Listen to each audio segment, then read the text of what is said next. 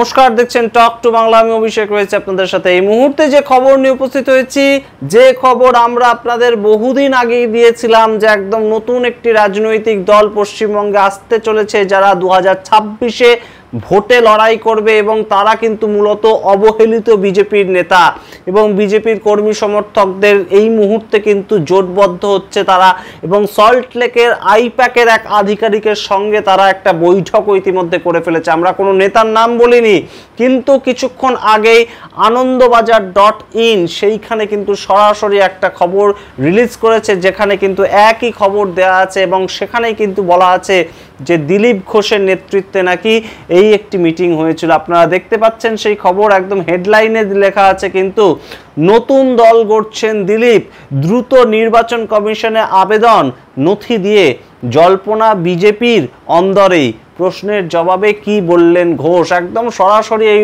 প্রশ্ন উঠেছে, গুঞ্জন রটেছে যে সামগ্রিকভাবে দিলীপ ঘোষ ঠিক যেমন এই মুহূর্তে অবহেলিত, দলের অন্দরে বেশ খানিকটা তাকে নিয়ে চর্চা চলছে যে তিনি সামনের 21শে জুলাইতে তৃণমূল কংগ্রেসে যাবেন কিনা, নাকি নতুন দল তৈরি করছেন দিলীপ ঘোষ।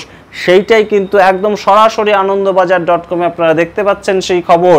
একদম কিন্তু লেখা আছে যে দিলীপ ঘোষের নেতৃত্বেই নাকি একটা বৈঠক হয়েছে, যার একটা নতুন দল খোলা হবে তেমন একটা বৈঠক হয়েছে, এবং যার নাম পশ্চিমবঙ্গ হিন্দু সেনা।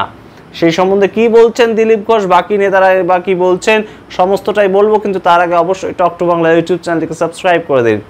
আর সেই খবরে আপনারা জানেন, কয়েকদিন আগে আমরা আপনাদেরকে জানিয়েছিলাম শুক্রবার 14ই জুন একদম সল্টলেকের একটি 5 তারা একদম হোটেলে কিন্তু রীতিমতো একটা বৈঠক হয়েছে, এবং যে বৈঠকে ছিলেন কিন্তু বেশ কিছু কোঅর্ডিনেটর, অর্থাৎ যারা আইপ্যাকের এক আধিকারিকের সঙ্গে এই অবহেলিত বিজেপি নেতাদের কিন্তু একদম একটা বৈঠকটা করিয়ে দিয়েছিলেন, এবং সেই বৈঠক কিন্তু একদম রুদ্ধদ্বার বৈঠক হয়েছে।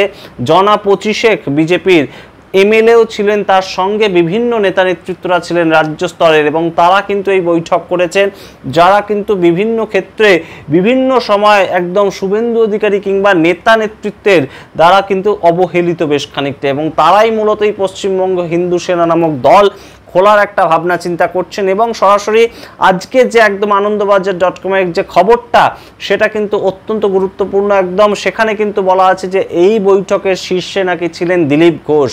এই নিয়ে কি কি গুঞ্জন রটেছে আগে আপনাদের সেগুলো বলি।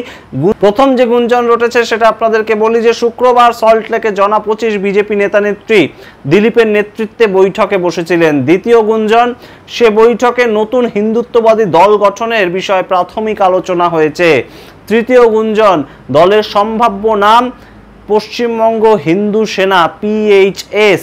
এবং তারপর চতুর্থ গুঞ্জন, সম্প্রতি দক্ষিণ কলকাতার একটি অংশে এই দলের নাম লেখা টি শার্টও বিলি হয়েছে। একদম সেই দলের নাম লেখা টি শার্টও নাকি বিভিন্ন লোকজন ঘুরে বেড়াচ্ছেন, এবং সেই টি শার্ট তারা পরেও বেড়াচ্ছেন দক্ষিণ কলকাতায়। এবং শুধু তাই নয়, পঞ্চম গুঞ্জন, এই দলের নাম নথিভুক্ত করতে খুব তাড়াতাড়ি নির্বাচন কমিশনে প্রয়োজনীয় কাগজপত্র জমা পড়তে চলেছে।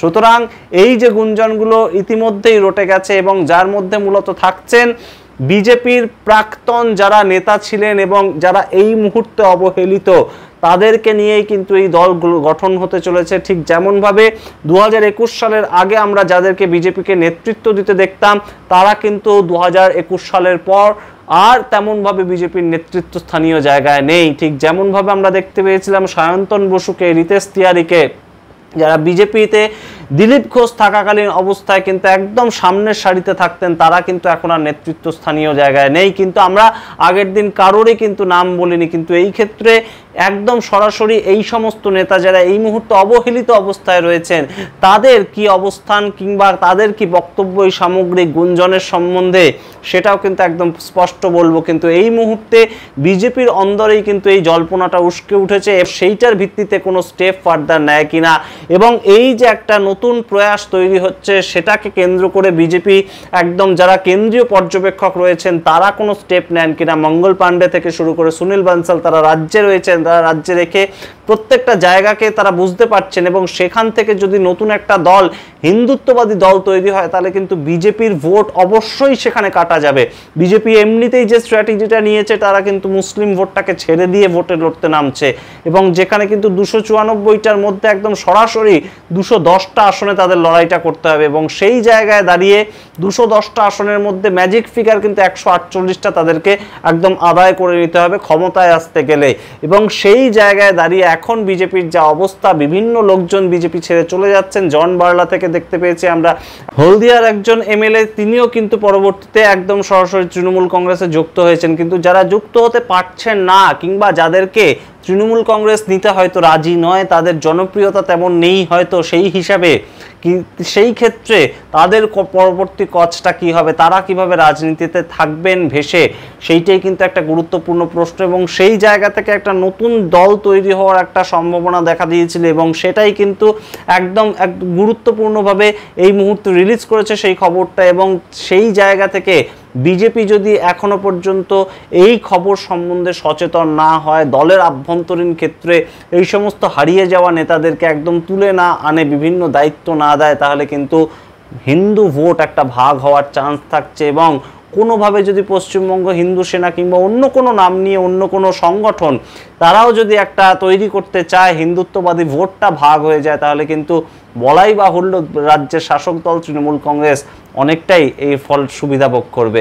এবং আপনারা জানেন যে তৃণমূল কংগ্রেস কিন্তু অবশ্যই একদম মুসলিম ভোট কিংবা 35% ভোট, সংখ্যালঘু ভোট, বিভিন্ন সংখ্যালঘু জনজাতি গোষ্ঠীর ভোট, তারা কিন্তু একদম রীতিমতন তাদের আয়ত্তে সেটা। এবং সেই জায়গা থেকে তারা কিন্তু এমনি অনেকটা এগিয়ে আছে এবং তার সঙ্গে বিভিন্ন যে সরকারি প্রকল্প, সেই সামগ্রিক ভিত্তিতে কিন্তু তারা অনেকটাই এগিয়ে আছে। 2026-এ ভোটে জিতে চতুর্থবারের জন্য মুখ্যমন্ত্রী মমতা বন্দ্যোপাধ্যায়, যেখানে একদম সরাসরি পশ্চিমবঙ্গের আবার মুখ্যমন্ত্রী হবেন। এবং সেই জায়গায় এই মুহূর্তে যদি বিজেপির অন্দরে এরকম চিট ধরে, তাহলে কিন্তু বেশ খানিকটা বেকায়দায় পড়বে বিজেপি। আপনাদের জানাই সেই বৈঠকের সম্বন্ধে দিলীপ ঘোষ কি বলছেন। দিলীপ ঘোষ কিন্তু তার বক্তব্যে একদম সরাসরি বলেছেন যে এই ধরনের কোনো বৈঠকের কথা তিনি অন্তত জানেন না এবং অস্বীকার করেছেন দিলীপ ঘোষ এই সম্বন্ধে।